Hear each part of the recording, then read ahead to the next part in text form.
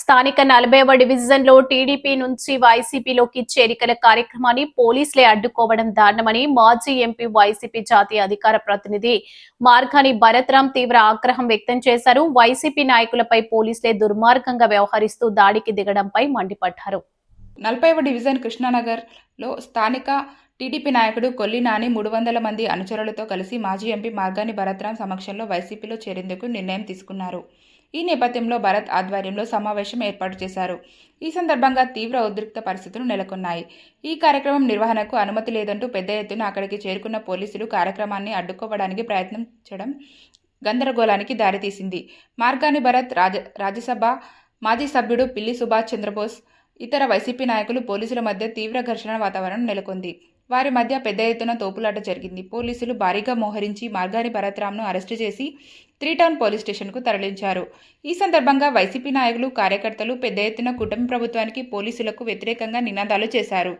పోలీసులు చేరికల కార్యక్రమాన్ని అడ్డుకోవడంతో జీపుపై నుంచి కొల్లి నాని మెడలో వైసీపీ కండువా వేసి తీవ్ర ఉద్రిక్త పరిస్థితుల మధ్య పార్టీలో చేర్చుకున్నారు. YCP parliament in charge doctor Gooduri Srinivas, మాజీ ఎమ్మెల్యే రౌతు సూర్యప్రకాశ్రావు పోలీసుల తీరును దుయ్యబట్టారు. ఎంత దౌర్జన్యం, ఎంత దారుణం బహుశా ఏ ప్రభుత్వంలో కూడా ఉండరు. అసలు పోలీసులు కాకి చొక్కాలు తీసేసి తెలుగుదేశం చొక్కాలు వేసుకోండి. ఇవాళ తెలుగుదేశం పార్టీ నుంచి కొంతమంది నాయకులు వైఎస్ఆర్ కాంగ్రెస్ పార్టీలో జాయిన్ అవుతూ ఉంటే ఇవాళ పేకలు నొక్కుతూ ఉన్నారు, నడువు నొక్కుతూ ఉన్నారు.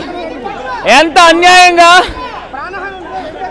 దౌర్జన్యంగా ఇవాళ 307 కేసులు ఉన్నాయి. ఒకసారి ఆగండి వస్తాను.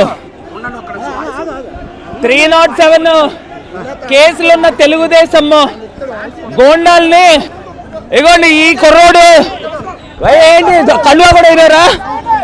ఈ కుర్రోడ్ని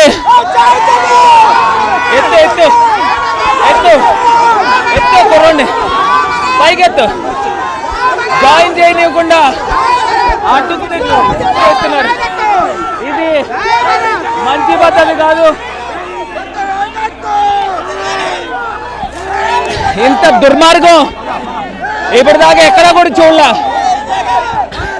మరి ఈ పరిస్థితుల్లో అసలు ఏంటండి ఇది?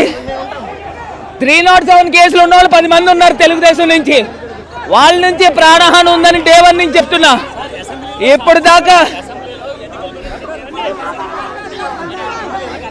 ఏమండి అసలు నాకు అర్థం కావట్లా. వీళ్ళందరూ మీ ఆఫీస్ పిలిపించి కార్యక్రమాలు చేయమంటారు. ఆఫీస్ పిలిపించి కార్యక్రమాలు ఏంటండి? ఎంత అన్యాయం ఎక్కడైనా ఉంటుందా?